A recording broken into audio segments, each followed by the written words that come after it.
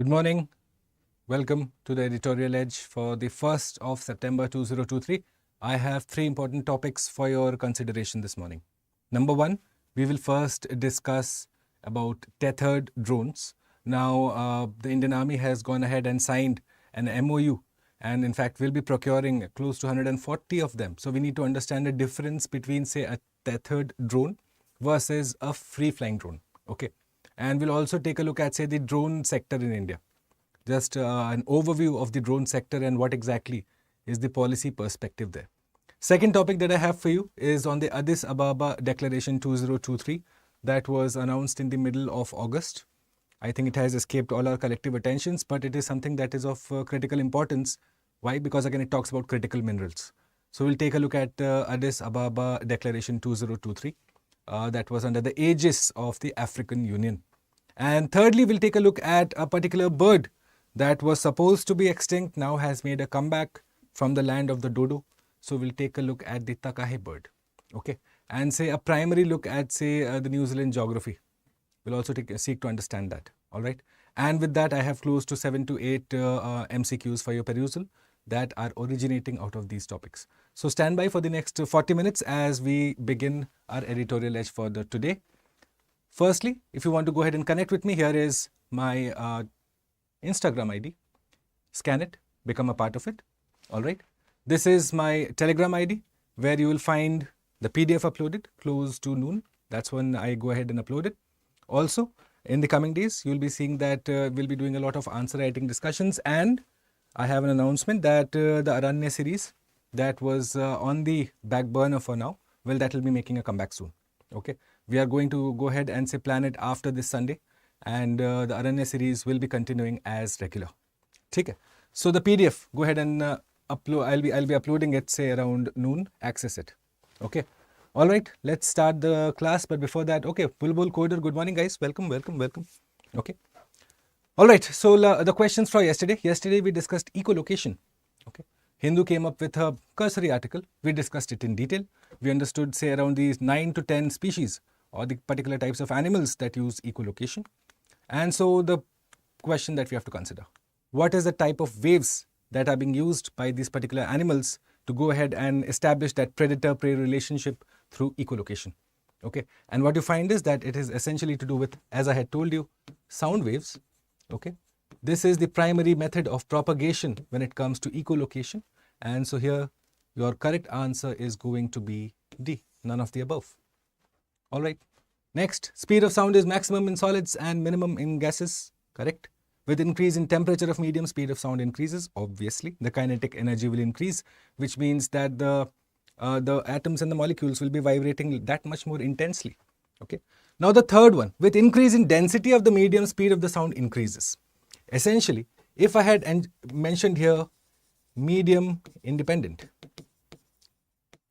for the same medium, you will find that with increase in density of that particular medium, the speed of the sound will show a converse relationship.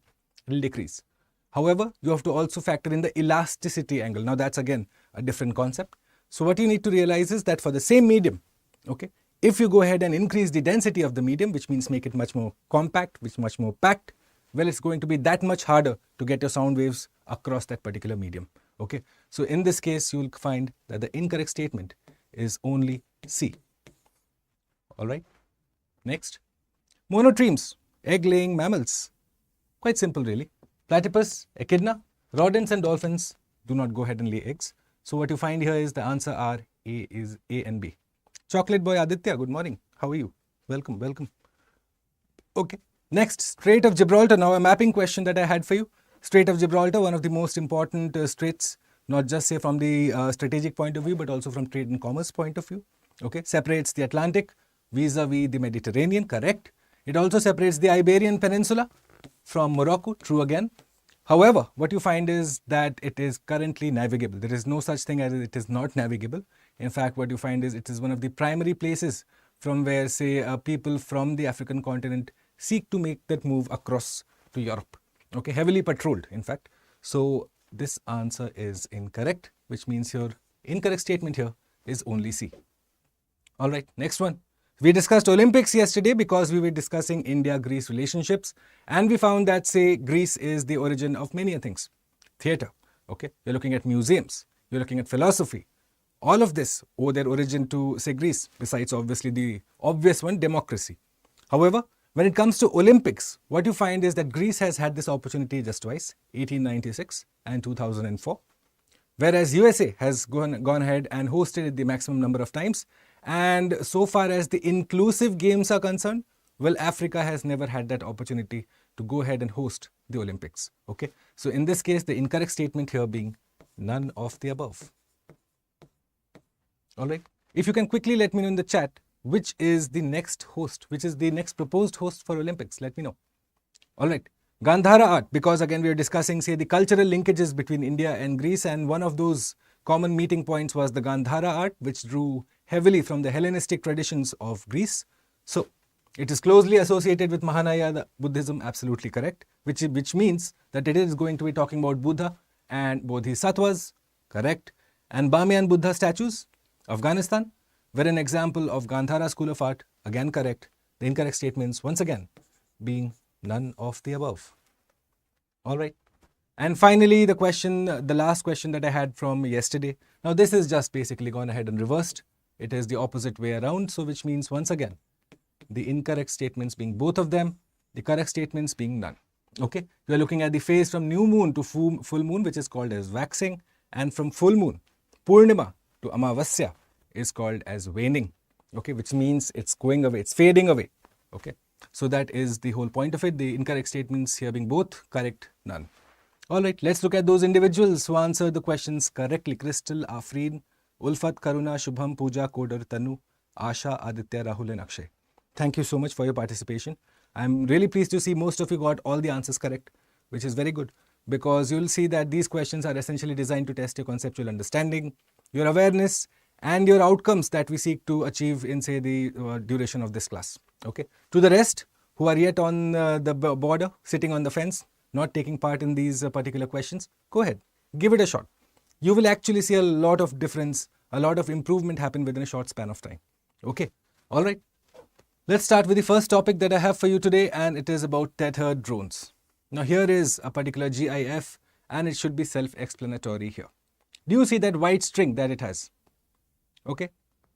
Gaingam, pleasant morning to you too. How are you? Good morning. All right. Do you see that white string that the particular drone is attached to? Yes. So that essentially is tethering, which means it is physically connected to something on the ground. Okay. Let's understand the basics first. So a free flying drone would be one that is not physically connected through a rope or a wire, whichever way you want to understand it, but it is free flying. It goes and operates autonomously, however, controlled by someone on the ground wirelessly. However, in terms of a tethered drone, the wireless concept is absent. What you're looking at is that the drone will be physically connected to a base station on the ground. Okay, so let's get into it. Number one, what we know is that the Indian Army has signed a deal for 130 tethered drones. Now, tethered drones are unmanned aerial vehicles that are physically connected. The operative word here, okay, that they are physically connected with a base station. And so what's the benefit? Now, ideally, what you would find is that, say, a free flying drone would have a time period of flight. Okay, it would go ahead and, say, have a time period of flight of roughly 20 to 25 minutes at most. Okay, before it has to come back and, say, refuel itself or recharge itself. In case of a tethered drone, because again it is physically connected to a base station, what you find is that problem does not arise. Since it has access to unlimited power, it can go ahead and fly for as long as it deems fit. Okay, so let's look at it. Benefits: unlimited power source. Why again? Because you're looking at it being physically connected to a base station. Now, straight away you must realize that, okay, one of the benefits is that it is going to have access to unlimited power supply. Good. But because it is connected through a rope, its area of operation is going to be limited. Okay, it's not going to go ahead and, say, cover a vast span of area. Would you agree with me, class? Would you let me know? Is that a fair assumption to make? Because that drone is going to be connected physically, right? As opposed to a free flying drone that can have a larger area of, say, operation. Okay, so let's go ahead. Benefits, unlimited power source, whereas the free-flying one, roughly 20-25 minutes at most. Okay. Now, because they are physically connected, they have a reduced flight area. Okay. Thus, they do not require specialized pilots. What you find is that because again they have this safety of sorts attached to them, that rope is attached to them, you do not need so specialized skilled pilots, certified pilots who could go ahead and say operate a tethered drone. Anyone with a basic knowledge of how these drones operate can go ahead and operate one. Okay. But the primary downfall being that its area of coverage is limited. Now, because they're physically connected, what you find is that the loss of the drone, that can happen, say, if a free-flying drone is going ahead and covering a particular area. Okay. Now goes ahead, crash lands. It's going to be quite a Herculean task to go ahead and retrieve the particular drone. However, in case the drone is now connected physically, what you find is even though it might crash, you still have the exact geolocation, the exact place where it has crash landed. Okay. So which means you're looking at, say, better retrieval, plus avoidance of crashes is also increased. Is that clear? Okay. Good morning, Lekam. How are you? Welcome. Okay. All right. Let's look at it. So now that you understand that it is going to cover, say, a limited area. Since it's going to cover a limited area, to increase its usage, to make sure that it, say, meets its criteria that is set out for, it is armed with high intensity intensity cameras. It is going to engage in telemetry. It is going to get you high resolution photos, which means it finds direct usage in surveillance capabilities along the border areas. In science and research missions, where you are looking to, say, study a particular volcano and its crater, you are much more advised to go ahead and have a tethered drone straight away, because a limited area of operation, which means high intensity cameras, you are going to go ahead and have a safety latch, you are not going to lose the drone. All of these are characteristics of tethered drones. Okay. So surveillance and border security, primarily because you can go ahead and arm these particular drones with high intensity cameras. Okay. So data transmitted has the advantage of being more secure as it is less susceptible to interference, say, than wireless jamming. Now the data that the drone captures, it has to be sent back to the central server. In case if it is wireless, you run the risk of that data getting corrupted or encroached upon. However, here, because you have a physical connection, data security is a concept that is taken care of. A major advantage, in fact, insofar as the security infrastructure of the country is concerned. Okay.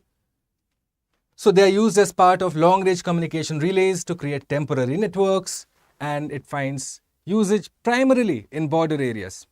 Okay. Here is a free-flying drone that you see here, crash landed. However, if you just go ahead and arm this with a particular sort of tethering, adding a rope to it, adding a particular line to it, in that case, it becomes a tethered drone. All right. Okay. Let's look at some of the questions that I have for you now. So drones have been receiving a lot of importance recently. Okay. And one of them you find is that the government is now going ahead and creating that ecosystem for the drone sector in the country. One of the primary factors behind that is obviously emergence of new technology, usage of drones in various sectors. Two sectors we discussed today. One, security and surveillance. Two, say, scientific missions. You know that drones are being used also commercially nowadays, say food supplies, deliveries, groceries, medicine, reaching people in inaccessible areas. Correct? You have a natural disaster that has struck. To go ahead and look at the first information overhead, you use a drone. So which is why drones are finding a lot of importance even in the Indian ecosystem. And it has gone ahead. The government of India has gone ahead and done a couple of steps. Okay? Took a couple of steps for better regulation of the drone sector in India. Identify what are those steps. Okay? Number one, liberalization of drone rules. So can you go ahead as a citizen of the country and say have access to drones? Can you go ahead and fly a drone in spite of not having a particular license? Okay. Production linked incentive scheme, which means you're going to go ahead and look at the business side of it, research and development, creating the infrastructure plus the ecosystem for drones commercially. And third, changes in the drone import policy. Let me know which of these have been taken by the government of India in the past, say, 2 to 3 years since the whole concepts of drones came about. Let's look at the second question. No pilot license for operating micro drones for non-commercial purpose is required in India. Okay. Now, if you look at, say, the categorization of drones, so if you go ahead to the DGCA website, which is under the Ministry of Civil Aviation, you find that drones are categorized into nano, micro, medium, small, and large. Okay, depending on the kind of weight that they carry. So, nano drones from 0 to 250 grams. Okay, micro drones from 250 grams to say 2 kilos.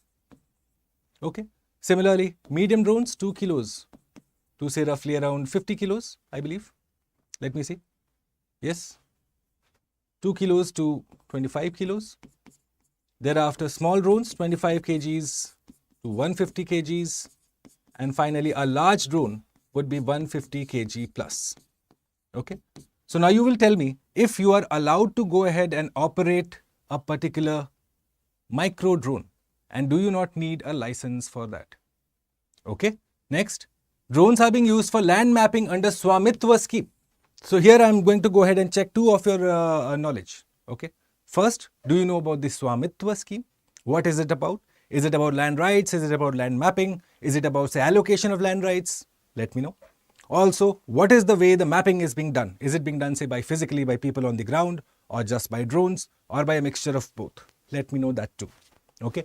And the third, the drone map of India categorizes the 100% of the country's airspace as green zone for flying. So can you go ahead and say fly a particular drone in a security area, in a security establishment near the airport, near the Prime Minister's residence? Are you allowed to do that? Okay. Let me know. Common sense should answer that question for you. Identify the correct statements for me. Okay. This is statement B. Lekam, no problems. Thanks for joining. I'm happy you have joined today. Good to see you. Alright, let's look at C. Micro drones, small drones, medium drones, large drones. What's the weight categorization? And this is again, the information has been picked straight from the horse's mouth. DGCA, Ministry of Civil Aviation. Okay, go ahead and have a look at the website. You will find that a particular website has also been created for drones. Okay, so go ahead. It's important for you to be aware of all of these small minor facts. So identify the incorrectly matched here for me. Alright, that was your first topic. We discussed tethered drones. Meanwhile, on the 11th of September begins our next batch, the next morning batch. Okay, I am currently associated with the batch that began on the 11th of August, and we have made substantial progress insofar as geography is concerned. Okay, we have actually done a lot in, say, the last 15-16 days, all with the focus of outcome-based learning. Okay, we discussed concepts, questions, means questions, doubts analysis, all of that being done on a real-time basis. And that is done with the sole intention and the motivation of making sure that the students benefit out of it. Okay, so go ahead, have a look at, say, the demo videos that you will find again on the StudyIQ IAS website. You'll also find them on the YouTube channel. Have a look at the faculty profiles, the course deliverables, and the language in which you want to get your course delivered to. Okay, available in Hindi, English, and bilingual. I am associated with the English team. If you so choose to go ahead and sign up for this, okay, which you should, by the way, use the code BALIVE. Why? Well, I have always said this in my classes. You get a good discount and I get the opportunity to become a part of your preparation more importantly. Alright, so I hope to see many of you on the 11th of September at 8 AM for the orientation class. Okay, next one. So in the middle of August, we had a very important development which unfortunately in fact, missed all our collective attentions. So one is that, well, first let's understand. Africa is the next playground of major geopolitical powers, we know that. Okay, every country looks towards Africa, not just say for resource and natural resources exploitation, but also for say a host of other issues. Okay, now in that context, you find say major countries like China, okay, taking a lot of aggressive steps insofar as the predatory presence in the African continent is concerned. Which is why recently in August, 54 members of the African Union got together and came up with the Addis Ababa Declaration 2023. What does it talk about? It talks about Africa's, say, environmental resource, natural resource sovereignty. Okay, we'll look at it in the holistic manner that we always do. Okay, so environment ministers of the African continent, now they have gone ahead and they have instituted national and regional strategies, which means having a plan in place. Why? to minimize environmental impacts in the extraction and process of critical mineral resources. Okay, minerals becoming the next flashpoint insofar as geopolitics is concerned. India also having taken a lot of its own efforts. Recently, we went ahead and notified 30 critical minerals. Okay, the government of India went ahead and segregated atomic minerals versus non-atomic minerals. Before we had 12 atomic minerals, now we have 6 atomic minerals that only the government shall go ahead and mine, and the 6 non-atomic minerals now open to the private sector. Africa too is seeing a lot of progress there, and that progress, that predatory presence that I was mentioning about, well, that's coming from mainly China. Okay, so move seen in the light of China's role as a major mineral extractor. So where was this decision taken? The Addis Ababa Declaration. Now, the African Ministerial Conference held in Addis Ababa, Ethiopia, with the theme Seizing Opportunities and Enhancing Collaboration. And understand this, to address environmental challenges in Africa. The collective realization now setting in on the African continent that, well, they need to go ahead and use their natural resources for their own good rather than, funneling them to a hegemon in waiting. Okay, so let's look at, the primary outcomes that came out of this whole meeting. Good morning, Karuna. How are you? Welcome, welcome. So the outcomes. Now, what does it say? It states that, well, the global finance for, addressing climate change. Now, that obviously needs to be upheld. We are looking at the 100 billion figure that needs to be reached. Okay, and the environmental challenges that it has seek to address. Number 1, land degradation, drought, and desertification. All of that happening why? Because of the uninhibited exploitation of all that Africa has to offer by the major geopolitical powers that be. Okay, so you're looking at priorities now. Wide-ranging action on environmental challenges related to climate change, plastics, marine protection, biodiversity conservation, and natural capital. The Kunming Convention also being upheld by the parties that attended this meeting at Addis Ababa Declaration 2023. Okay, Addis Ababa, capital of Ethiopia. Now, very quickly, let me know. Ethiopia in the, Horn of Africa. Okay, recently where we have been discussing that, due to Enso and El Nino, Horn of Africa is going to receive a major rainfall in the coming days. Okay, so it becomes important for us to consider not just, again, the Enso and the whole conversation around atmospheric circulation, but more importantly, what comprises the Horn of Africa. Okay, so let's look at the countries that are there. Firstly, you are looking at Djibouti, you're looking at Somalia, you're looking at Eritrea, and you're looking at Ethiopia.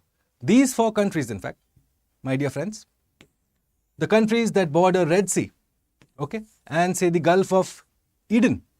If you have been following your NCRTs, if you have been looking at your maps, you will realize Horn of Africa, again, a critical important choke point, okay, insofar as not just the security infrastructure and the architecture is concerned. Geographically, you're looking at 4 countries that comprise the Horn of Africa. Once again, I'll repeat it for you. It's Eritrea, number 1.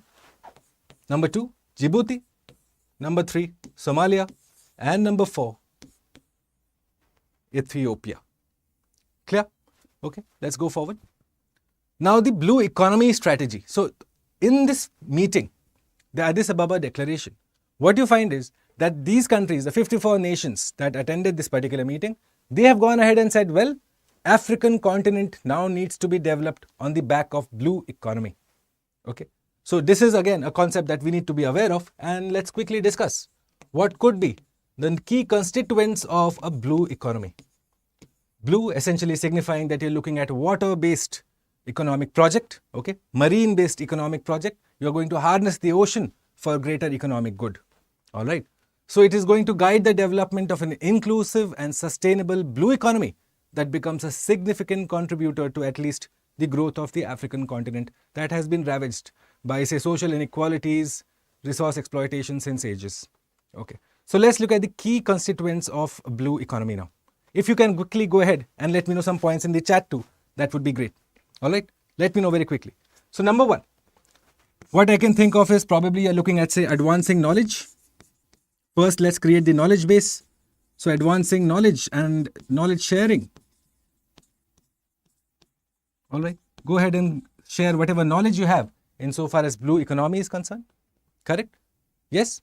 Say on marine and biotic marine plus biotech technologies. Okay, go ahead and create that infrastructure, that knowledge sharing platform, that database that is required. Okay, you are looking at, say, the growth of African shipping industry. Okay, which means obviously you're going to create the infrastructure to highly harness the blue economy, which means better ports, yes, plus better vessels. All right. Would that be a part of blue economy, guys? Let me know very quickly. You are looking at, say, development of not just, say, ocean-based, but you're also looking at lake, river, and sea-based transport. That should take precedence. Now, this is what I'm doing here, guys. I'm trying to brainstorm on the spot, okay? Figure out what could be the key constituents of blue economy. Sometimes when you're, say, confronted with these topics, especially from the mains perspective, you need to go ahead and generate points from the offing. What is required is, and what is desired is, go ahead and say go from the ideation to the application. Ideation, which means an idea. Knowledge, which means knowledge needs to be shared for a plan to be successful. So first point, knowledge. After the ideation comes the infrastructure, that you go ahead and develop the mechanisms to put that idea into place. So which means you're looking at the infrastructure bit. After the infrastructure, say, comes the policy, which means having a particular, say, a strategic stakeholder-centric model, okay, which will respect the aims and ambitions of all 54 members, okay, because you need to realize, if the blue economy is to become a reality, all 54 nations need to be benefiting out of it, okay. Equitable distribution of resources and, say, benefits that arise out of blue economy is also need to be considered, okay. So that's what I'm trying to do. In terms of, say, points, let's go ahead. I'm looking for improved livelihoods. Absolutely correct, coder. That's a very fair point. Good, good. This would be a consequence, but yes, I'll include it. Improved livelihoods. Correct. Because you're looking at all of these essentially designed for improved livelihoods. Correct. You're also looking at, say, management of fishing activities. Say the problem that we associate with, say, Japan and International Whaling Commission, IWC. Okay, that's the over exploitation of natural resources is also counterproductive. It doesn't help anyone. So number 5, okay, you're looking at better fishing regulations. Okay, because again, sustainable needs to be the keyword, the buzzword, the mantra. Correct. Now, when you discuss, say, oceans, okay, we have discussed, say, the fishes, the transport. One thing that we are missing, guys, which India is looking to do through, say, Matsya 6000, the polymetallic nodules that we discussed earlier, deep sea minerals that is going to be harnessed from, say, Indian Ocean 6,000 meters below the sea. Recall that, guys. Job creation, Lekam, is again, yes, I agree. But in terms of, say, what could the plan be? Okay, what should the plan be? So you're looking at, say, if you're going to create a blue economy, which means your economy is going to be, say, water focused, well, obviously polymetallic nodules and deep sea minerals can be included too. So developing the capabilities to go ahead and harness this. And at the same time, number 7, which I would include here, would be going ahead and managing all the choke points that is around there.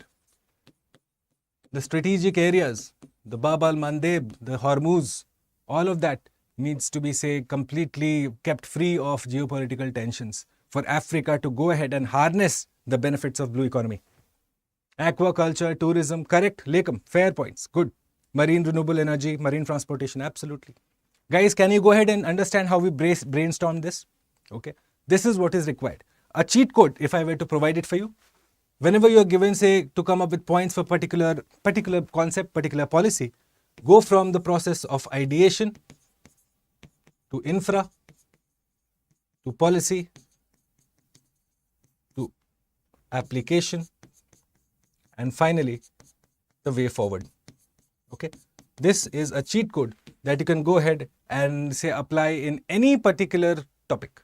When it comes to, say, generating points, look from the idea perspective, then include the infra that will be required to implement the idea, then look at the policy, which will be the overarching policy, which the infra and the idea will include.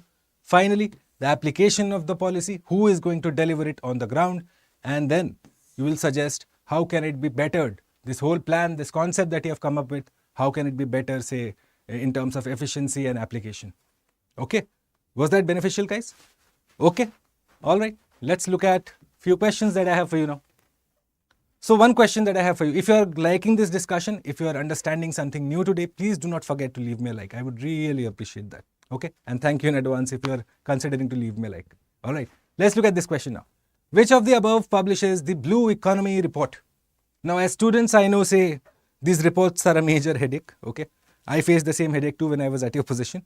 But still, it's required that you go ahead and at least make yourself aware of the kinds of report that are published and the scope of the report. Okay, if you understand the scope of the report, it becomes a lot more easier to understand who has published it. Okay, so which of the above publishes the Blue Economy Report? European Union, WTO, Asia Infrastructure and Investment Bank, or UNCTAD? Let me know in the chat box. What I do suggest to you is leave the answers for me in a tabular format, which you have been doing, by the way, guys. But leave the answers for me in a tabular format. It's easier for me to collate. Okay, leave it in the YT comment box, guys. I would really appreciate your answers. You will see these questions are designed to test your understanding. Okay, next question. Which of the above is or are a part of Horn of Africa? Okay, number 1, Ethiopia, Eritrea, Djibouti, Somalia, or Niger. Niger saw a recent coup, okay, been in the news. So you'll tell me which countries comprise the Horn of Africa. And if you want to go ahead and answer a question further to this, go ahead and let me know which countries comprise the Greater Horn of Africa too. Okay, important from the mapping perspective. This has been in the news, not just say from the security perspective. You will find also from the strategic perspective, from the trade and commerce perspective, from civil strife, poverty. One of those areas where you find that there is a lot of, say, lot of poverty, and that is to do why?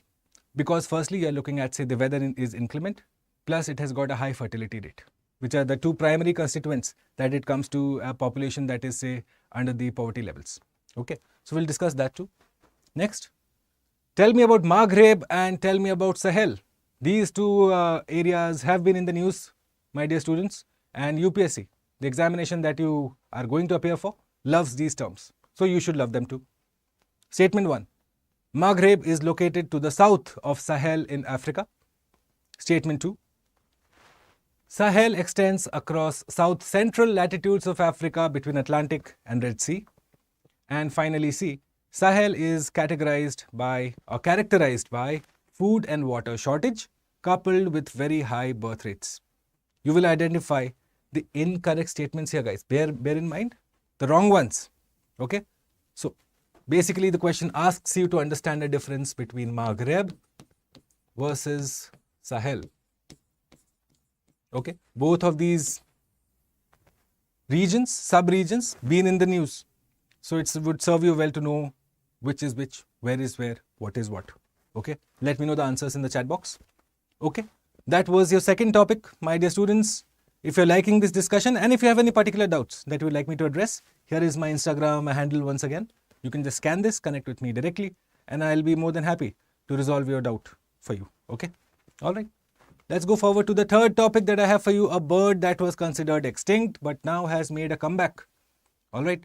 The takahe bird. So essentially in New Zealand, what you're finding is that the South Island takahe, okay, it's a flightless bird, by the way, cannot fly.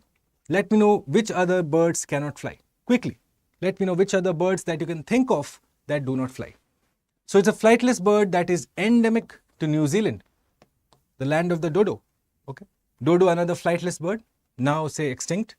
So you're looking at takahe, another flightless bird, was considered extinct but is no more extinct, has made a comeback. Okay, so they have evolved in an environment without native land mammals. Essentially, because there was no predator there for the takahe, they did not develop the capabilities of, say, flying. However, because, say, later during the course of human evolution and history, you found that mammals were introduced to New Zealand, and thus you found that the takahe was a threat because they did not have the capability to avoid the predator, okay, which is where the problems came in. So it was adapting to ecological niches, usually accompanied and understood by mammals, declared extinct in 1898. But then came the cats, the ferrets, the rats, and thus the takahe population fell down. Okay, so they were recently introduced in South Island, okay, close to Lake Wakatipu. Okay, now in terms of New Zealand, there's two things you need to be aware of.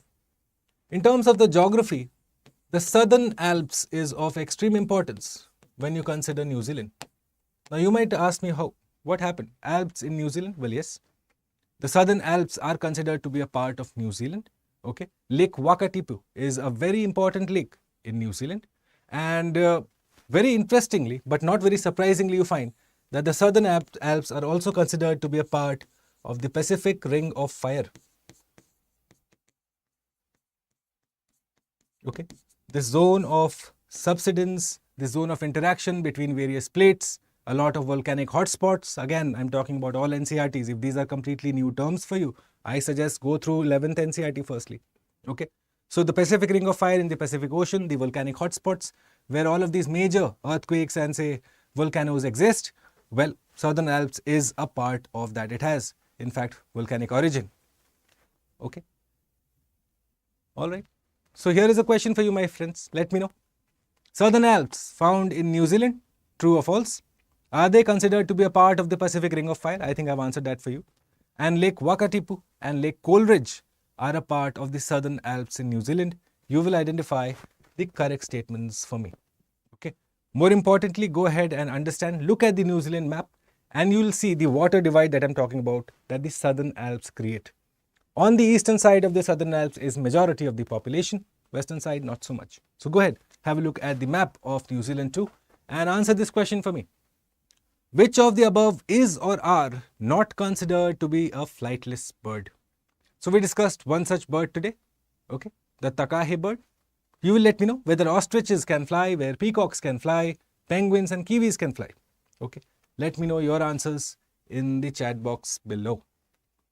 That concludes it for today, my dear friends. 40 minutes, 3 topics, a cheat code in fact to help you answer questions.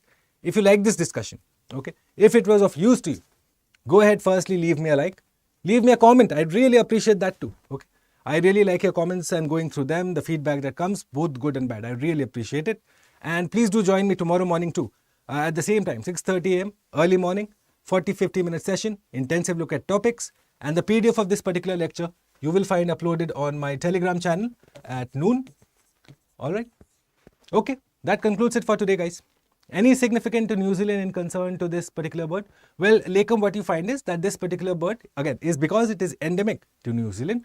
So the reintroduction of this bird is critical, because what you find is that the ecological niche of this bird is very specific to the place that we are discussing, close to Lake Wakatipu and Lake Coleridge. Okay, so in terms of the species coming back, yes, it has obviously got a lot of environmental significance, not just for, again, say New Zealand, but for the whole of Oceania also. Okay, I hope that answers the question for you, Lakam. Any other doubts? I'd be more than happy to answer. Let me know. Or else we'll call it a wraps. Okay, reach out to me if you have any questions on my Instagram handle or on my email ID. Okay, thanks for joining me, guys. Till I see you tomorrow morning, 6:30 a.m. in the next edition of Editorial.